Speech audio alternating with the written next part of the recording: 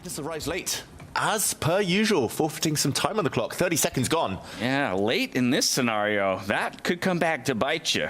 I mean, he did that in game 2 of the longer time format, and it didn't go too well for him. And right now, with just 5 minutes to start, 30 seconds less, he does go with that central break, always trying to get his queen out into the game as quickly as possible. Magnus Carlsen does.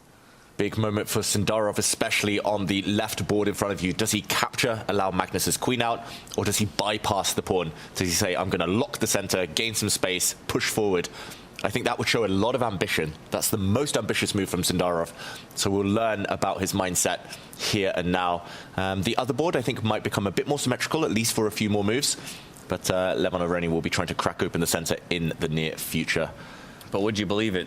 For the 30 seconds that Magnus Carlsen sacrificed by coming to the board late, Javokhir's already given that back to him with this think, rapidly approaching the 4-minute mark early on here in this tiebreak scenario, only 2 moves in. I would believe it because, you know, the thing is that 3 moves, the third move is going to decide and dictate the nature of the position for the rest of it. Do you keep things closed? Do you open up? He says, I'll go with the former. He gains more space in the center, but giving a free hand to Magnus on that right flank. Will he push the F-pawn eventually up the board as well?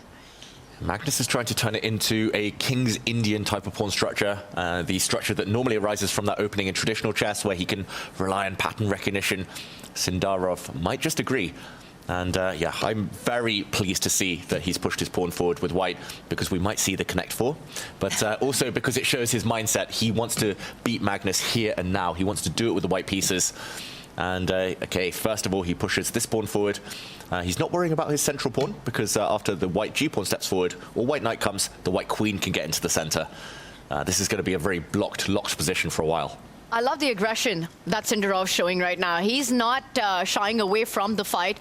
And usually in these games, the board gets divided into half. You know, Sindarov focusing on the left flank, Magnus on the right side of the board. You're pointing out the knight jump coming in with an attack on the 2 pawns. There's ideas of c5 break at the right time, suddenly opening up the bishop spot to give a check. That b5 square now under control by Magnus on a6. It's going to be a race on the 2 flanks. Magnus not wanting that knight to be able to jump further into the position, so he's going to steal that square away from his opponent. So Javokhir says, you grab space on one side of the board, I'll grab space on the other side of the board, launching his h-pawn down and maybe giving his queen away into the game. Very interesting, but that also shows his intentions. He's not going to castle anymore on the right flank here, Sindarov. He's most likely going to plant his king on the other flank. So at least that's an indicator to Magnus about how he should be planning for the future.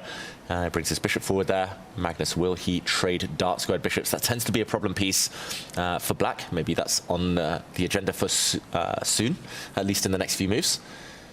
He's slowing down. Yes, he's got his hand on that bishop. He wants to develop pieces right now. Just feels like more space. I like the pace that Sindarov's keeping on the clock as well. Magnus also hinting towards the flexibility of the black king. Might go either way.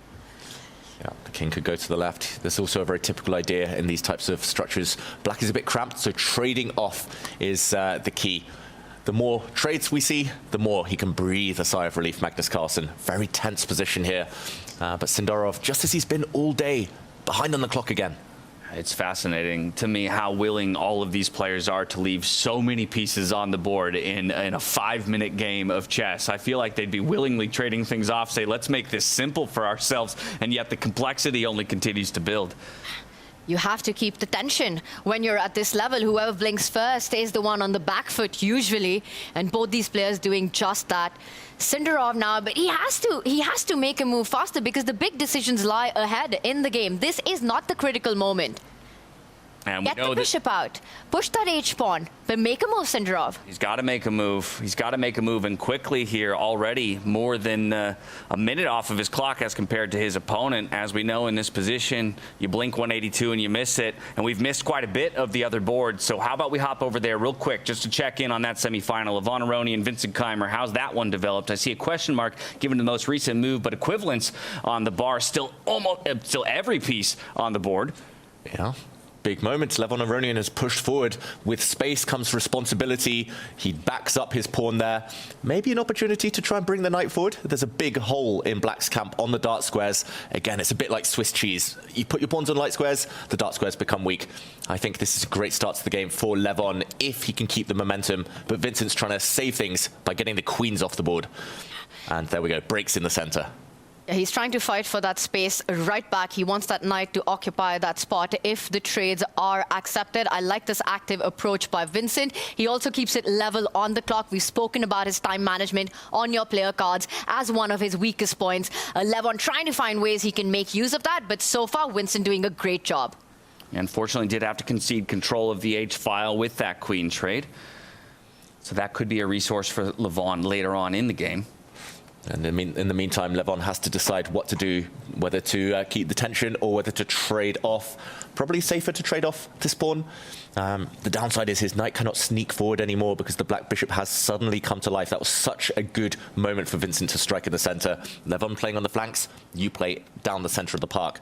So this game looking much more stable and more balanced than the other board, at least for now. All right, with stability here, back we go over to Magnus Carlsen. Javokhir will likely follow this one to its conclusion, as it is such a marquee matchup. Javokhir looking to do the unthinkable over Magnus Carlsen and get a win here in game one of the tiebreak and set himself up for success. He jumps in with his knight, looking for the trade. The clock. 1 minute versus 3.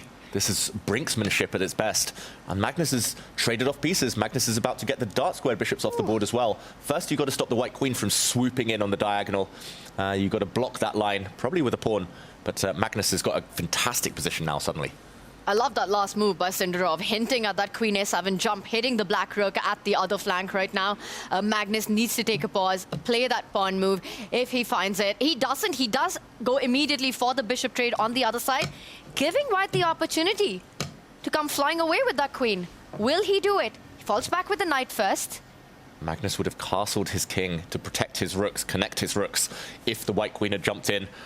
So not yet, but now Magnus has a very good bishop against a very bad bishop. No space issues, and he is the one who holds the key to the center. He can break or close it, depending on what he wants. Magnus is in charge.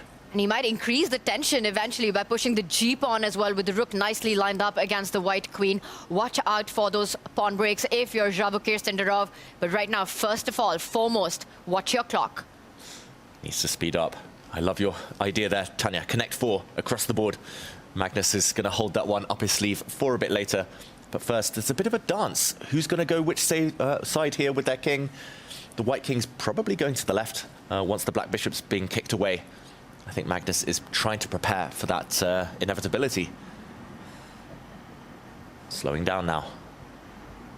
Very complicated stuff here, with all the pawns still on the board, no open lines.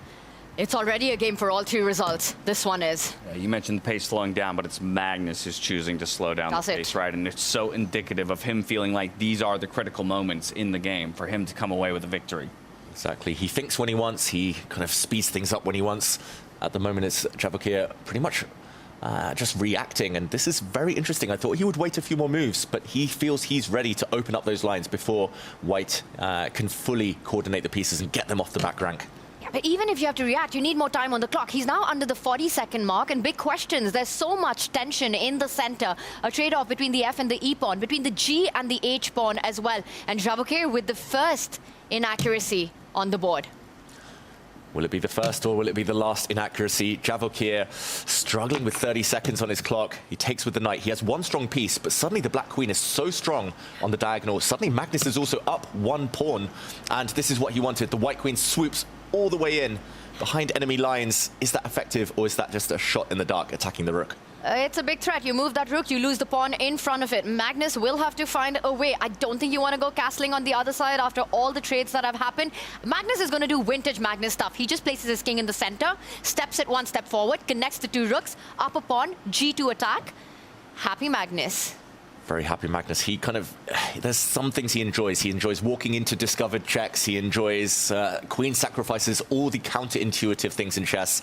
And one of those is not castling your king. So Magnus, without a doubt, is going to play this move, surely. But now both players under that 1 minute mark, and that's when mistakes start happening. It's never the first. It's always the one who makes that last mistake that counts. I'm expecting a lot of bar swings in this one. Guaranteed to see some mistakes. Nobody can play perfect under these time controls and these conditions and in the format of freestyle chess, but that's what makes it exciting. Magnus Carlsen evaluating the position, spending a fair amount of his bank, reminding everybody at home you only get 2 seconds per move, and now he's the one in a deficit to Sindarov.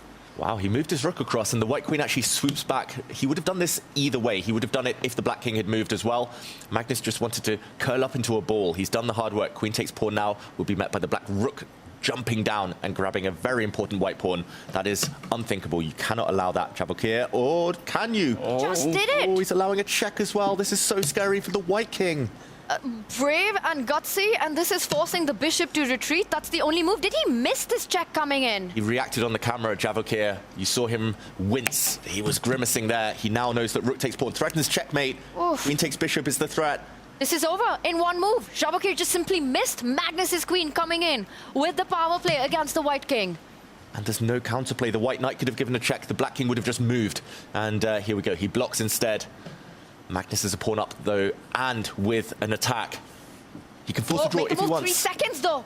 Well, he's played that move with 2 seconds, with 1 second on the clock even. Okay, queen's off the board. Oh, it's an endgame, though. Magnus is up a pawn. He's a huge favorite now. Yeah, with seconds on the clock, anything can happen. This is still not over. Javokhir on the defense. That knight on e4, centrally blocking everything, keeping things under check so far. Trade denied.